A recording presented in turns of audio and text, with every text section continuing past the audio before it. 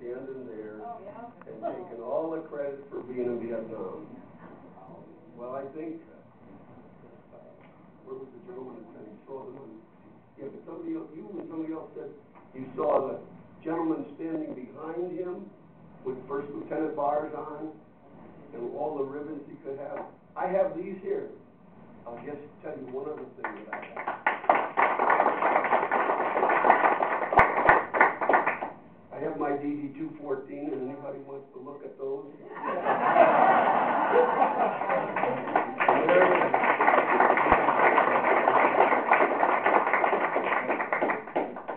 And you know, somebody said today, well, he only made a mistake. Yeah. How about Mr. Smith, whose 19-year-old son was killed in Vietnam as a Marine. As the Marine said this morning, he was a retired lieutenant colonel. He said, and any time Blumenthal would like to see something, I'll take him to D.C. and show him the names of 15,000 Marines that will never come back. So, what about Albany? Is this real? I see my good friend the Bevins here. You know, this is a couple that come up to Albany every year.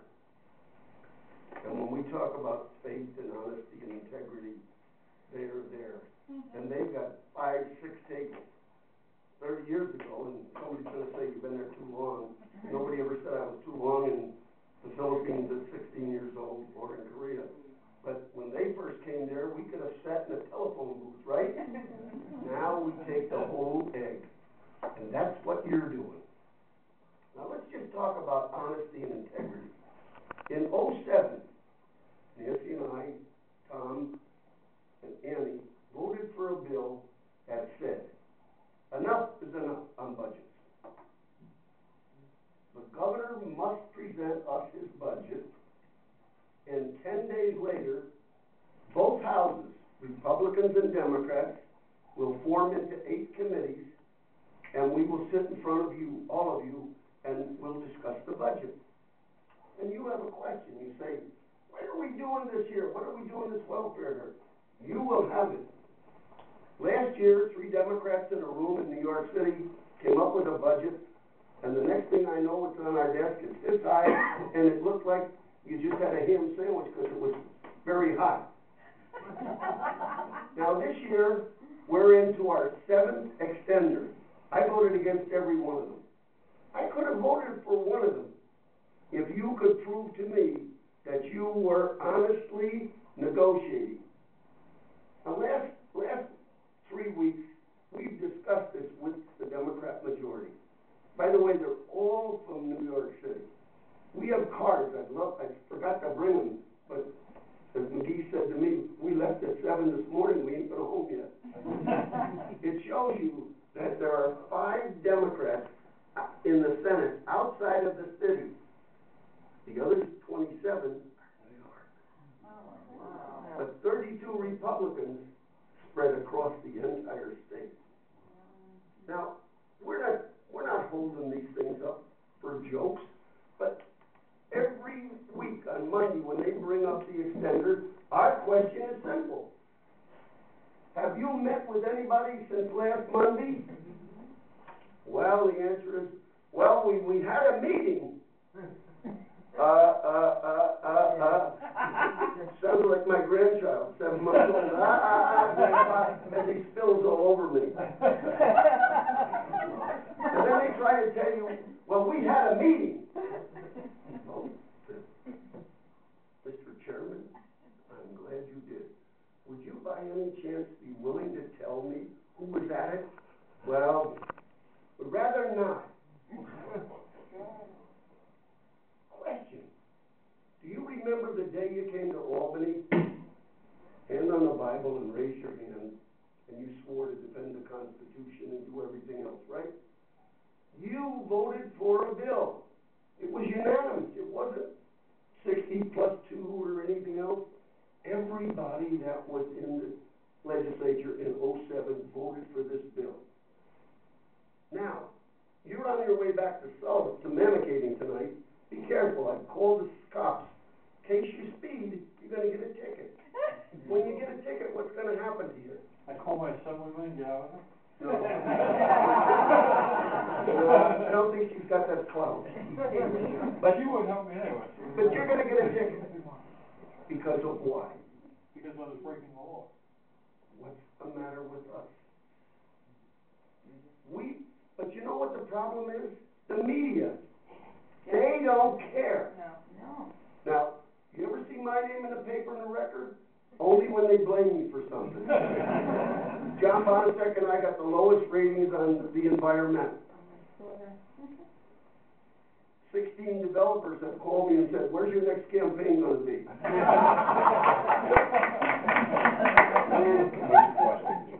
All right, just one last thing. We talk about bringing jobs here. Just think about the obesity tax. I chair for the Republicans the taxes. Last year, $8.5 billion. We voted no on every one of them. This year, it's $9.5 billion. Next year, it's going to be $15 billion unless we get our act together and make some decision. They don't want to make the decision because if they do make that decision, the obesity tax is 1 cent on every ounce. The 64-ounce bottle. My question to them is, what happened to parental responsibility? Exactly. Well, I don't ever remember going into the refrigerator when I was a kid getting it. My aunt said, are you looking for the ice water? I said, yes. But they don't want to do that. Just example of this, and I don't mean to look over, but this is important. That's okay, they warned me about you.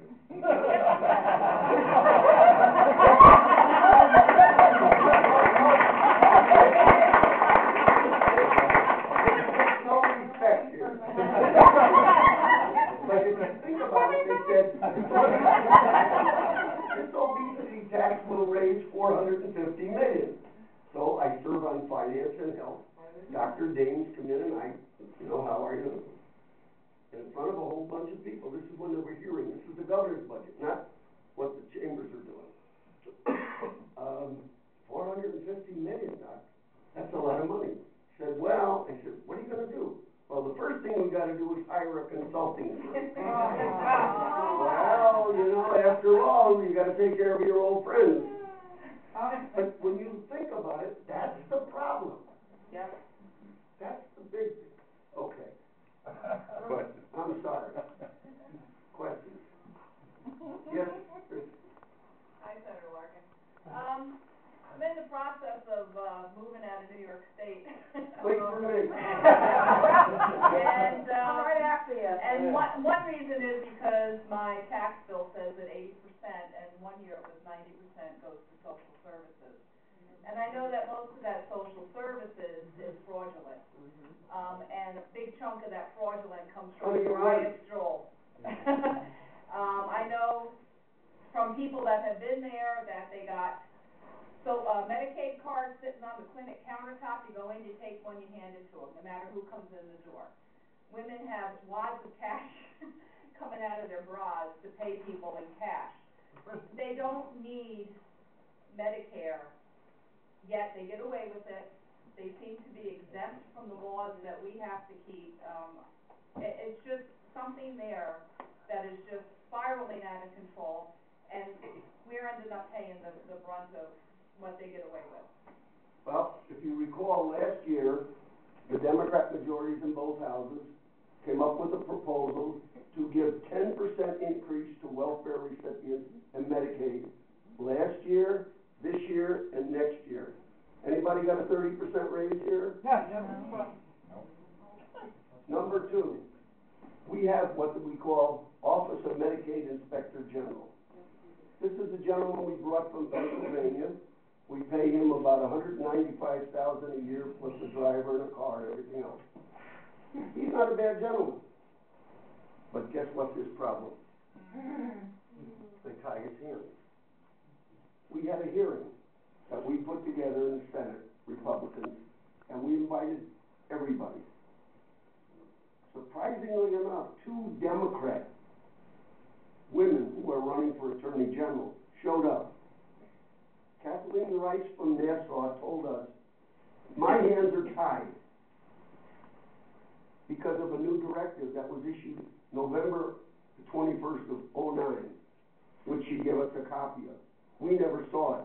And what it said from you, the commissioner, Dr. Daines, that you, district attorneys, or social services commissioners, cannot start an investigation on anyone that you think has violated the law without approval